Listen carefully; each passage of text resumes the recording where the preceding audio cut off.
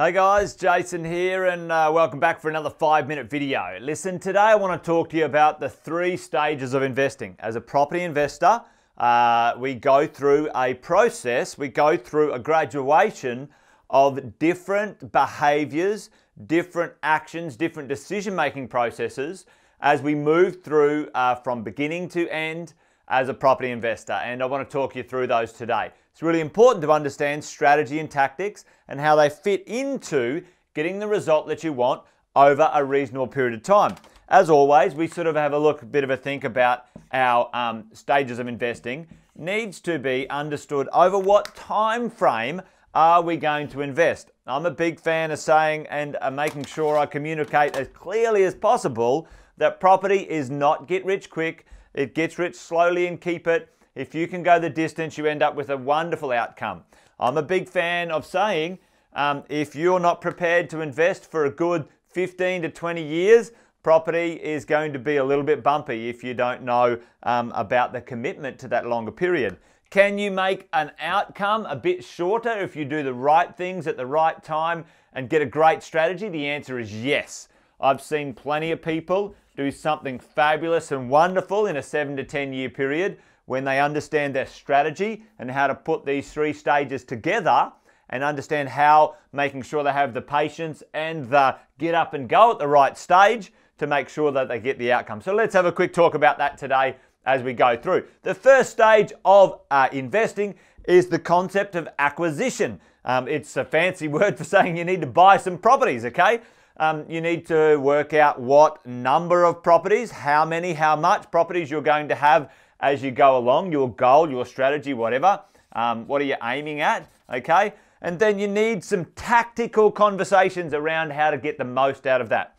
You're going to use your loan to value ratios, which means the amount that you borrow, the percentage that you borrow from the banks. In the beginning, it is very helpful if you want to bring this quicker from 15 to 20 to 7 to 10 to use higher loan to value ratios, 90, 95% if you can get it. First homeowners can get that. Investors at the moment, 90% is certainly achievable. Borrowing at 80% then halves your capacity and your speed in the marketplace. Understanding your properties want to be positive cash flow after tax, putting money back in your pocket. Negative cash flow properties will hold you back moving forward as quick as possible. Positive cash flow will help you go forward. Understanding your tax and structuring. Now, you need to understand capital gains tax, land tax, PAYG tax, all sorts of taxes that we are exposed to as a property investor. You need to be able to minimize those and plan, importantly, plan to minimize those when it comes to this stage over here. We'll talk about that in a minute. What you plan here will have ultimately a consequence here. How you buy, where you buy, capital gains tax free, not, land tax, stamp duty, all that sort of stuff. Understand that part at the beginning, which is really important. Your properties need to be in areas that grow in value to recycle your deposit. If you've got 100 grand going in, you want to invest in an area that's going to get you some growth so that 100 grand comes back for the next deposit and the next deposit. The better growth you have in the acquisition phase, the quicker you can get the number of properties that you want in your goal, and the quicker that marketplace gives the overall wealth creation over the time. The quicker your growth and recycle the equity, the deposit, the quicker you can buy the properties that you need, and understanding the concept of diversifying to get that going either in property type, house, apartment, townhouse, areas, different states, different cities, different infrastructure projects. This is the concept of diversification, not all your eggs in one basket, understanding that. So in the beginning, these are essential things we need to understand. We've purchased our properties. Let's say we've got our 6 to 8 properties. What then? Because this time frame here in acquisitions, often, depending on how quick you are, can happen within 3 to 5 years. If you've got some equity right now, sometimes it can happen quite fast. So this can happen quite quickly. This is the section where I see most people get stuck, get bored, stuff it up. All right, in the middle, we have our property portfolio now. We think to ourselves, do I want to keep this property for the next 10, 20 years or forever? Do I want to sell it? Do I want to hold it? For me, the answer is yep, that one's a beauty. I'm going to keep it forever. And do I need to, at some point, even though I might have bought a new one or whatever, add some value? Renovation, knock an old house down and build a brand new house, add a bedroom, whatever that might be. This is the consolidation phase. You make sure you tweak your portfolio to make sure that these are the ones you're going to keep. You stress test them, okay, as you go along. Reducing debt. You should be at this point, you've got a holding capacity. Now you should start to use offset accounts, extra payments, any mortgage reduction strategies, smashing that debt down as quick as possible as you go. And this one here, don't do anything stupid. Don't do anything stupid. All right, this is the middle stage. It's actually the boring stage. It's not as exciting as buying stuff.